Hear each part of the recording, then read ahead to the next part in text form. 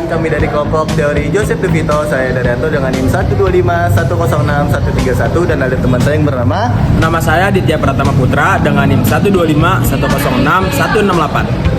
Nama saya Muhammad Galuh Adriansyah dengan NIM 125106127. Nama saya Dwi Novita Irawati dengan NIM 125106101. Nama saya Selira Tias Iksanti dengan NIM 125106118. Nah, jadi dari teori Joseph De Vito ini menjelaskan tentang apa sih, Kak? Di teori Joseph De Vito itu ngejelasin kalau komunikasi itu bersifat transaksional, di mana semua orang bisa jadi pengirim sekaligus penerima. Di dalam teori Joseph De Vito ada unsur-unsurnya loh, di antaranya Encoding dan decoding. Encoding merupakan proses seseorang mengubah isi pikirannya menjadi sebuah pesan, sedangkan decoding proses seseorang memahami pesan dari pengirim. Selanjutnya, ada source receiver loh teman-teman. Dalam teori Joseph De Vito, semuanya bisa menjadi pengirim pesan atau source sekaligus penerima pesan atau receiver. Selanjutnya, Konteks. Konteks menurut teori Joseph De Vito merupakan situasi ataupun kondisi terjadinya suatu komunikasi. Selanjutnya, Nah, jadi selanjutnya itu ada noise. Noise dalam teori Joseph De Vito itu merupakan gangguan dalam sebuah komunikasi. Contohnya, ketika kita sedang mengobrol tetapi teman itu asik main HP-nya sendiri. Nah, jadi itu beberapa konsep dari teori Joseph De Vito. Kami juga akan memberikan beberapa contoh dalam kehidupan sehari-hari. See you. Menurut teori komunikasi Joseph De Vito, konteks komunikasi adalah situasi atau keadaan yang mempengaruhi proses komunikasi berlangsung. Konteks ini membantu menentukan bagaimana pesan disampaikan dan dipahami oleh source maupun receiver. Joseph De Vito membagi konteks komunikasi menjadi beberapa bagian, seperti konteks fisik, konteks sosial psikologis, konteks temporal, serta konteks budaya yang berkaitan dengan nilai dan kebiasaan seseorang. Dengan adanya konteks, komunikasi menjadi lebih mudah dipahami, karena setiap pesan dipengaruhi oleh situasi di sekitarnya. Kita main game yuk yang kayak waktu itu loh yang pakai botol digini-giniin. botol.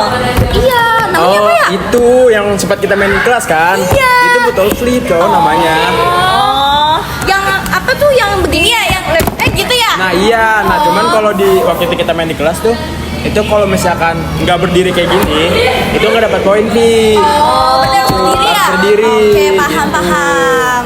Dalam proses komunikasi, encoding adalah proses ketika seseorang menyusun atau mengubah ide dan pikirannya menjadi pesan yang dapat disampaikan, seperti melalui kata-kata, tulisan, atau bahasa tubuh. Di sini Vivi sebagai encoding, ia mengubah isi pikirannya menjadi sebuah pesan kepada Adit melalui gerakan yang disampaikan oleh Vivi, yang dimana Adit sendiri sebagai decoding yang berusaha memahami pesan yang disampaikan oleh Vivi melalui gerakannya.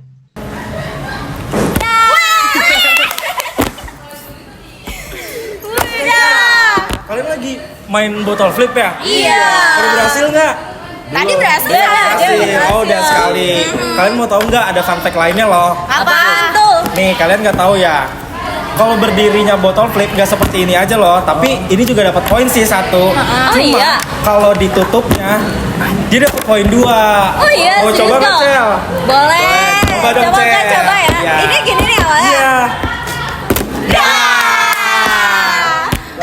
Jadi tahu kan, Cel? Tahu. Makasih ya, Gal, ilmunya. Oke. Ini fun fact loh, gitu. Dalam proses komunikasi, source adalah pihak yang mengirim atau menyampaikan pesan, sedangkan receiver adalah pihak yang menerima dan memahami pesan tersebut.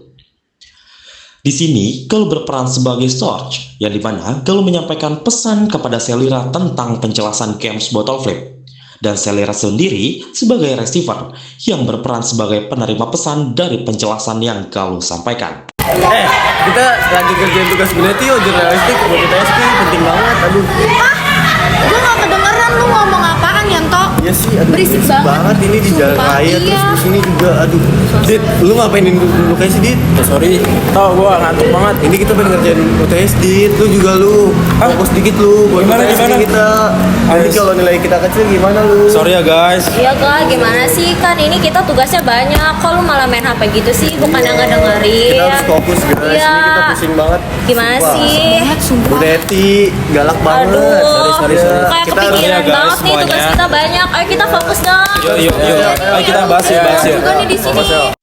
Dalam komunikasi, noise adalah gangguan yang dapat menghambat atau mengurangi kejelasan pesan saat proses komunikasi berlangsung. Noise bisa berupa suara bising, kesalahpahaman, hingga kurang fokusnya penerima pesan. Yang pertama, di sini ada physical noise. Di saat Yanto menyampaikan pesan, adanya suara bising dari lingkungan sekitar seperti suara motor lewat, sekaligus suara orang yang ngobrol dari meja sebelah. Yang kedua, physiology noise. Saat Yanto menjelaskan, namun Adit menjadi tidak fokus karena mengantuk. Dan yang terakhir, psikologi noise.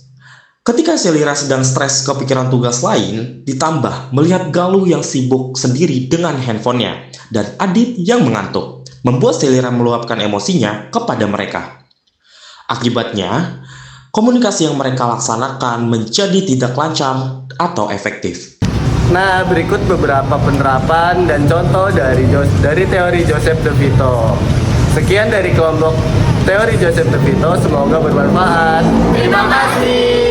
Dadah.